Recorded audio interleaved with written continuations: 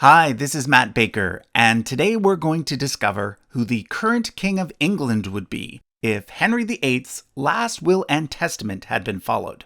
In a previous video, we talked about a theory from the documentary Britain's Real Monarch that put forward the idea that the true King of England is a guy living in Australia.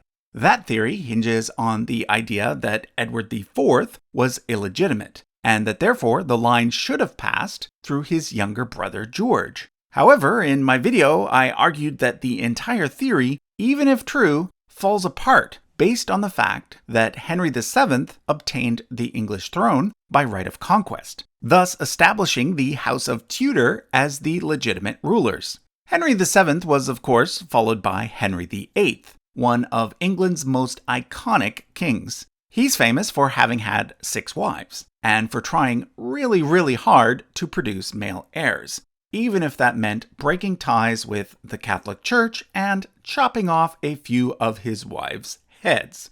In his will, Henry VIII made his wishes for the succession very clear. However, ultimately, these wishes were not followed. So in today's video, we're going to explore the question, who would be King of England today according to Henry VIII's will?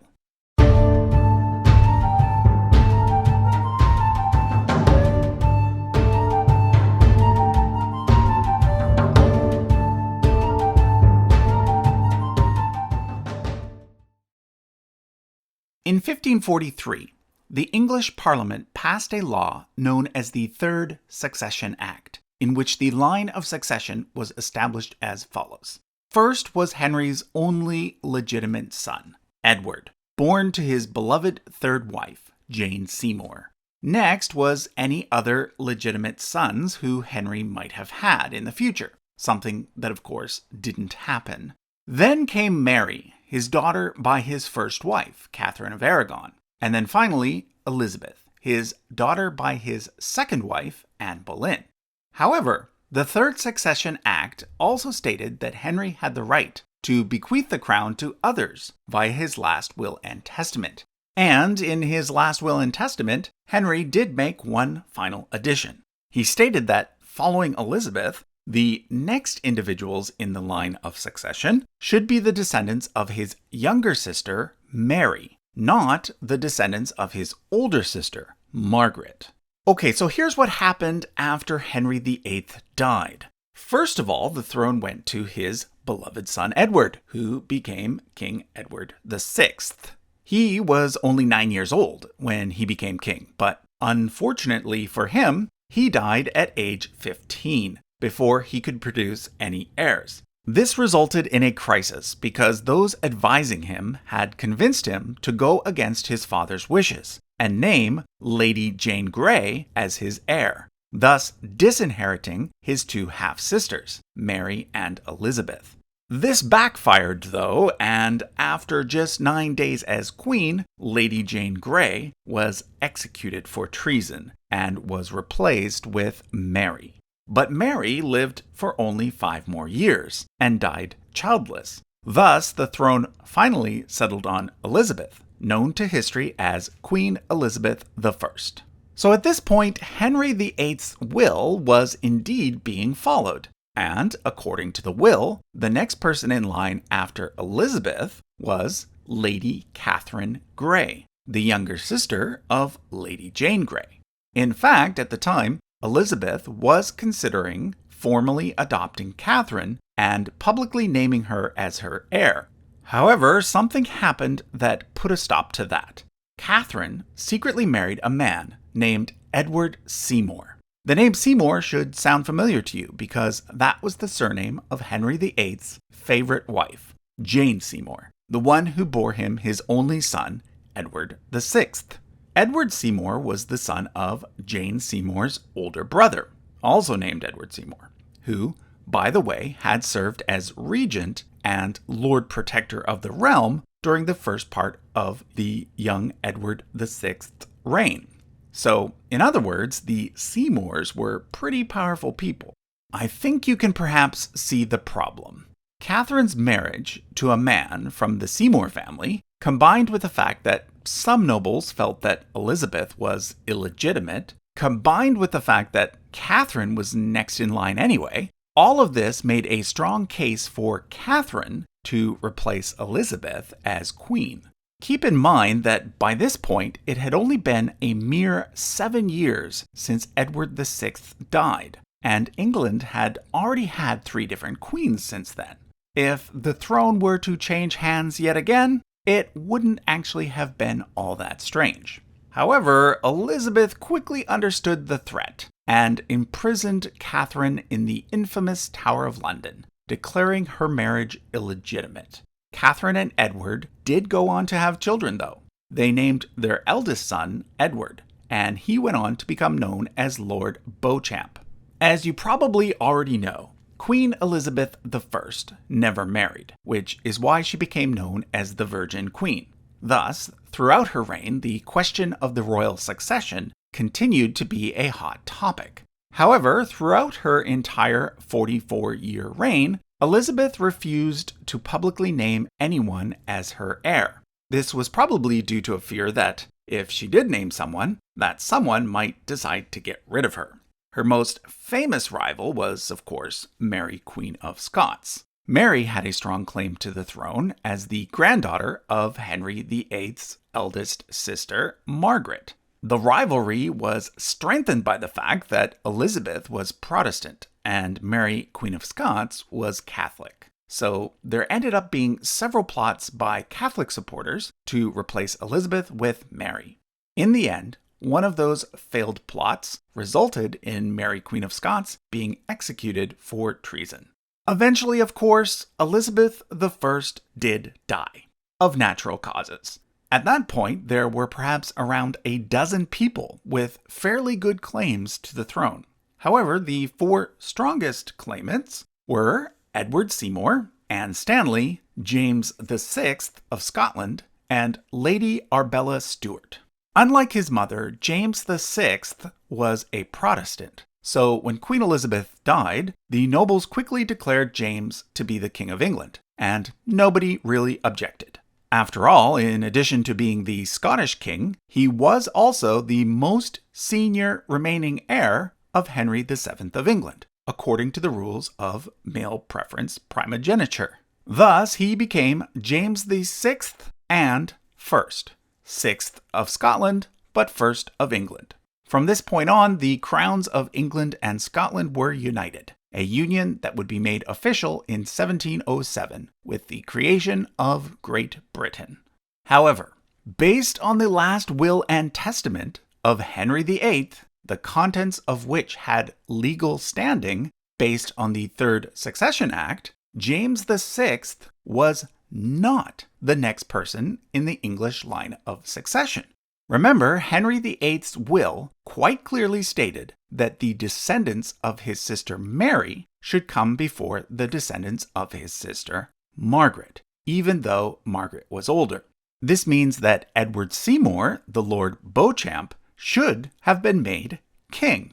And even if one were to claim that he was illegitimate due to his parents' secret marriage, there was still other descendants of Mary Tudor who came before James VI as well. The most senior person in this line was Anne Stanley, daughter of the 5th Earl of Derby, so perhaps she should have been made queen. Finally, there was Arbella Stuart. She was the first cousin of James VI and the granddaughter of Margaret Douglas, who was the Countess of Lennox. Margaret Douglas was the person that Mary I of England wanted to succeed her, although Parliament never approved of this, and therefore it never happened. But if one were to go by Mary I's wishes, and also if one wanted to keep the thrones of England and Scotland separate, the person who should have become queen was Arbella Stuart. In my opinion, based on the will of Henry VIII, the person with the strongest claim to the throne was Edward Seymour. Therefore, we're going to focus on his line and see who would be King of England today if he had been made king instead of James. If Edward had been made king, he would have reigned for 9 years and then would have been succeeded by his eldest son, Edward, who would have reigned for 6 years. Edward died young before having children, and thus the throne would have passed next to his younger brother, William. And this is where things get quite interesting. In real life, William secretly married Arbella Stuart, thus creating a union between two people who both had strong claims to the throne. When King James found out, he recognized that they posed a very real threat, and thus he had them both imprisoned. At one point, they both managed to escape, though, in Arbella's case by dressing as a man. But Arbella was caught and sent to the Tower of London, where she later died for refusing to eat. That put an end to her line's claim. However, the Seymour claim continued. William married again, this time to a woman named Frances Devereux.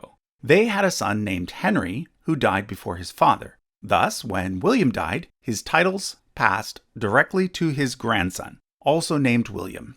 But William died at age 19, prior to marriage, and therefore his claim to the throne passed to his sister, Elizabeth. This means that in an alternative universe, we may have had a Queen Elizabeth II several centuries before the current one. Although keep in mind that if history had gone in a different direction, there likely would have been different marriages and thus different children.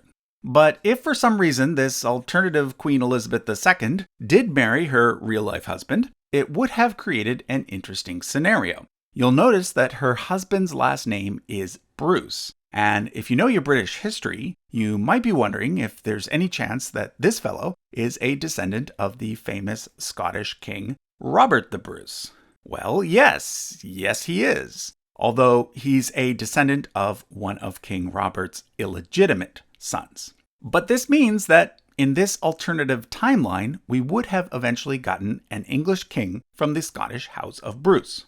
But again, our main goal here is to figure out who the claimant from this line would be today. So let's keep going. Charles Bruce was predeceased by both his only adult son, who didn't have any children, and his eldest daughter, and therefore the claim passed directly to his daughter's eldest son, James. From there, it passed to James's daughter, Anne Elizabeth, who married Richard Grenville, the first Duke of Buckingham and Chandos.